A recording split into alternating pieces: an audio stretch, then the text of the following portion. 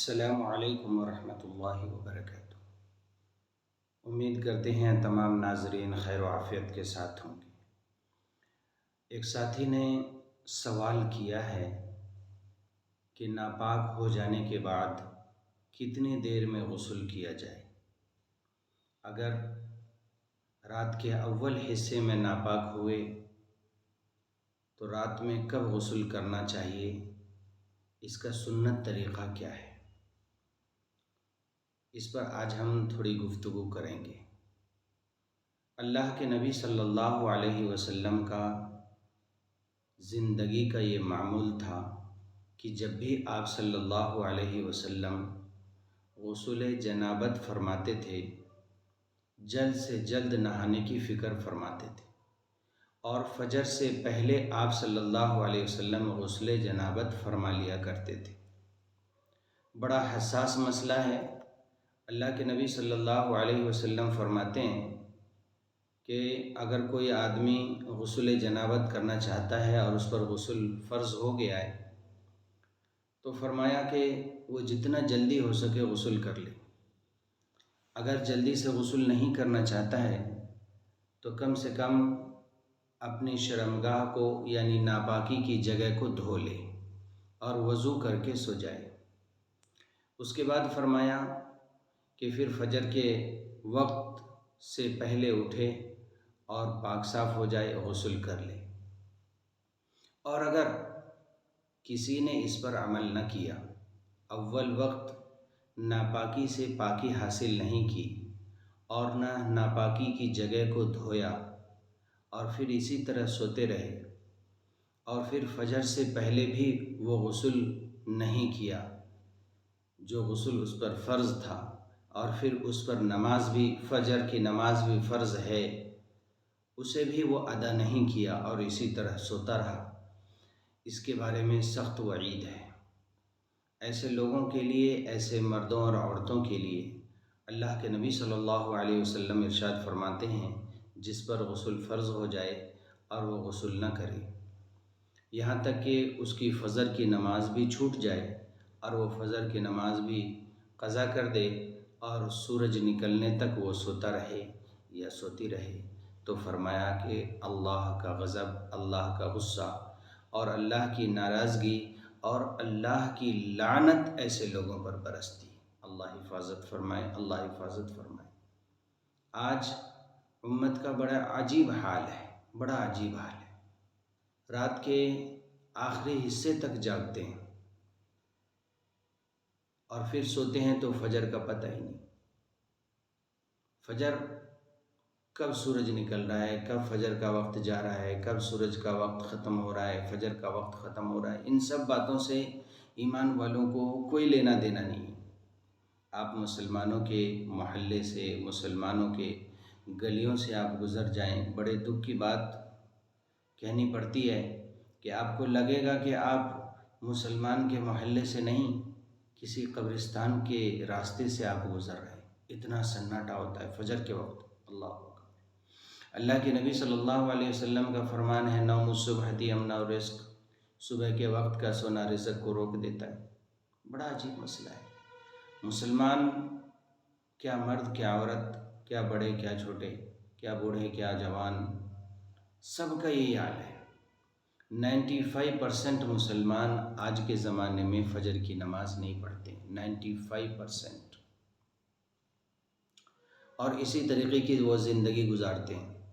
اگر ان پر رات میں غسل فرض بھی ہو جائے تو پھر آرام سے اٹھ کر کے 10-11 بجے، یا صبح میں اگر ڈیوٹی جانا ہے تو 8-9 بجے اٹھ کر کے غسل کرتے ہیں اور پھر ڈیوٹی جاتے ہیں۔ پتہ چلا کہ ڈیوٹی ان کے لیے ضروری ہے، فجر کی نماز ضروری نہیں۔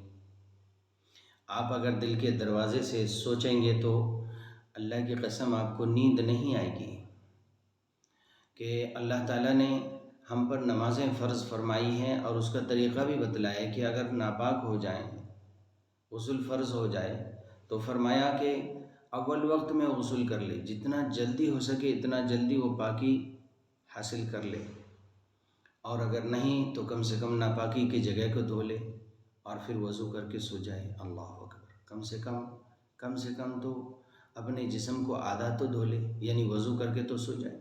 اور اس کے بعد فجر کا وقت جب شروع ہو رہا ہو تو اول وقت اٹھے، پھر غسل کر لے اور پھر فجر کی نماز جماعت کے ساتھ ادا کرے۔ یہ فرض ہے، فرض ہے، فرض ہے، اللہ اکبر۔ اور اگر کوئی ایسے ہی سوتا رہا یا سوتی رہی تو اللہ کی لعنت ہے اس پر، اللہ کی فرشتوں کی لعنت ہے، اللہ کا غضب اور غصہ اس گھر پر نازل ہوتا ہے، اللہ کی لعنت اس گھر پر اترتی ہے، اس شخص پر اترتی ہے، اس مرد مومنہ عورت پر اترتی ہے۔ اللہ اکبر۔ جو مسلمان مرد عورت ناپاکی کی حالت میں صبح کا سورج دیکھتے ہیں اور پھر اگر وہ جتنی دیری کرتے ہیں غسل کرنے میں، پاکی حاصل کرنے میں، اتنی دیر تک وہ اللہ کے لعنت کے مستحق ہوتے ہیں۔ اللہ ہم سب کی حفاظت فرمائے۔ بڑے حساس مسئلے پر میں نے بات کی ہے، اس لیے کہ یہ سردیوں کا موسم ہے، لوگ سستی اور کاہلی کی وجہ سے بھی غسل نہیں کرنا چاہتے اور پانی نہانا نہیں چاہتے، ناپاکی کی حالت میں وقت گزارتے ہیں۔ ان کے لیے بڑی سخت وعید ہے اللہ اور اس کے رسول کی، ناپاک بالکل نہ رہے، ہرگز نہیں، ہرگز نہیں۔ صحابہ کرام ناپاک تو دور کی بات بے وضو بھی نہیں رہتے تھے، اللہ اکبر۔ اللہ ان کے جیسے زندگی ہم سب کو نصیب فرمائے۔ بے وضو بھی رہنا پسند نہیں تھا ان کو، وہ اللہ کے اتنے قریب تھے، اللہ کے حکموں پر اتنے زیادہ عمل کرنے والے تھے۔ اور عام طور پر آپ مسلمانوں کو کہیں گے کہ چلیں آپ نماز پڑھنے کے لیے، عشاء کا وقت ہو رہا ہے، مغرب کا وقت ہو رہا ہے، عصر کا وقت ہو رہا ہے، تو کہیں گے بس مولانا طہارت سے نہیں ہے، بس پاک نہیں ہوں، ناپاک ہوں۔ اللہ اکبر۔ اگر اس حالت میں موت آ گئی تو پھر اللہ کو کیا جواب دیں؟ کس حالت میں آپ کو موت آ رہی ہے؟ کبھی آپ تھوڑی دیر کے لیے سوچیں کہ آپ کیسے زندگی گزار رہے ہیں۔ اللہ ہم سب کی حفاظت فرمائے۔